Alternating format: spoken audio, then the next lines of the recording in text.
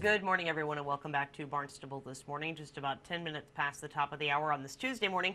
I'm Sarah Colvin, and joining me live on the phone, I welcome our Chief of Police, Paul MacDonald. Chief, good morning. Good morning, Sarah. How are you today? Very well, thank you. How are you? I'm good. So, Chief, over the long weekend, did have a pretty significant snowfall on Saturday night. I know that looks like from my driving around on Sunday, DPW crews did a great job at cleaning up. How much of an impact did the storm have on police operations? It has significant impact, mostly dealing with minor motor vehicle crashes, power outages at the height of the storm or right at the end of the storm, 9 o'clock Sunday morning. I have a conversation with NSTAR. At one time, we're up to about 6,000 or 7,000 residents without power. Most of them got the power back very, very quickly. By 9 o'clock Sunday morning, we were down to about 1,200. By 1 o'clock in the afternoon, it was down to 400. And by Sunday night, just about everybody in town back had the power on. It was a significant snowfall. It was wet. It was heavy. However, we did not have the winds that they expected, so I think that that helped us out dramatically. So all in all, it was we fared pretty well. Exactly, and I think the fact that the majority of the snowfall came overnight probably had an impact on a little less traffic out there on the roadways. Of course, you did say some minor motor vehicle accidents, but nothing serious. There was nothing serious. Most of them was just skidding accidents. But like I said, it did come in overnight. It was a very, very fast-moving storm. It came in at nighttime. It was done in the morning, so that helped out. I did notice some downed trees, some branches in my neighborhood. Were there any significant tree falls that caused some problems? There was a lot of damage. A lot of tree limbs were knocked down. Probably the most significant one was in Main Street, Weano Avenue in Oxford, right by the Oxford Library. A significant branch, probably 3 feet in diameter, fell and completely blocked the road. And as of yesterday afternoon, half was still there blocking one lane. Hopefully, DPW will have that removed by today. Great. So moving on from the storm a little bit, looking at the past week, you said there were some arrests, a number of arrests. Tell me a little bit about what's going on. Well, because of the problem we had with the overdoses, the Narcotics Division has stepped up their enforcement level. They made 2 significant arrests within the past week. One up in both individuals were dealing out of Hyannis. However, they followed one up to the Boston area, and the arrest was subsequently made in Wareham. Candace Johnson and Jonathan DePina was arrested for trafficking in cocaine. And then later on in the week, 2 more individuals were arrested, Kurt Caskey and Brianna Butler. They too were dealing heroin in downtown Hyannis. They too were followed up to Everett. And then when they returned back to Mashpee, they were subsequently arrested. So because of the epidemic that's out there, we're trying to put the pressure on anybody who we think is dealing in any type of narcotics out there. Indeed, and Chief, we've read in the newspaper, heard on the radio that we really have had a significant number of overdoses this particular winter, many of them resulting in deaths.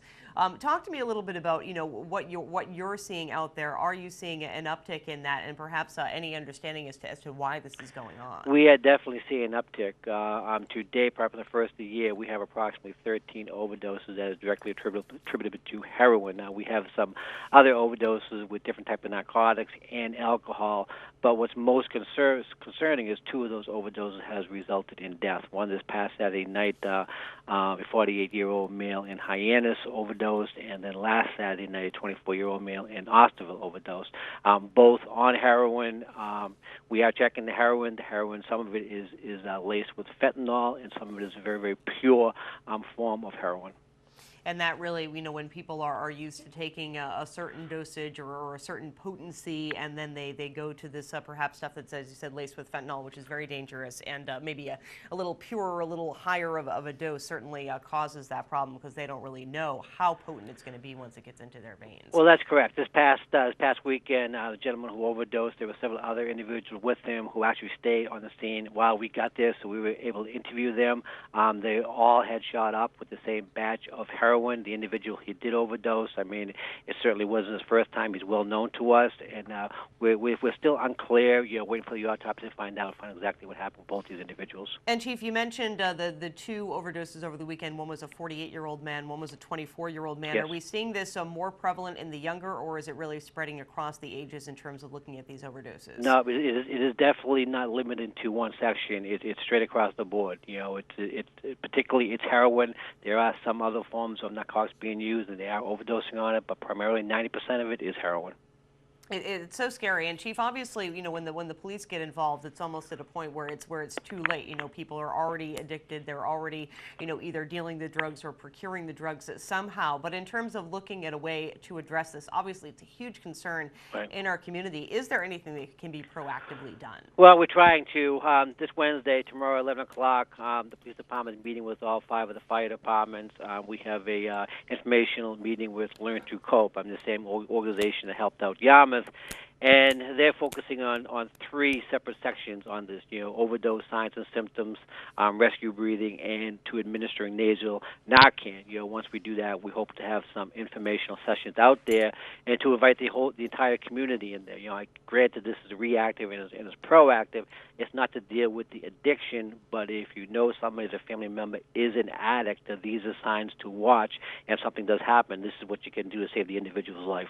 Indeed. Are we seeing a lot of people make the transition from the pills like the OxyContin, the oxycodone, to the heroin because the heroin's a little bit more available and oftentimes less expensive than pills? Absolutely. That's exactly what's happened. An Oxy 30 at one point was going for approximately $30. Now it's going for as high as $50 to $55. Obviously, that's pricing a lot of individuals out of the market.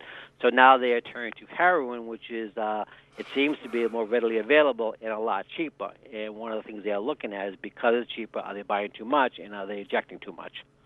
Indeed, and as you say, you and the department really working hard to crack down on the people that are dealing it, on the travels of it coming from off Cape here to the Cape. So certainly, as we see, will be definitely, I'm sure, a focus for you and the department moving forward. Well, that's our part. That's our role, and our role is to deal with the enforcement. So we want to get out there and try to make a dent in it. Great. Well, Chief, I thank you so much for joining us today. Always a pleasure, and we will talk with you again next Tuesday morning. Okay, talk to you then. Thank you so much. Bye. Bye-bye. Chief of Police Paul MacDonald, certainly an important discussion, concerns about the substance abuse issue in our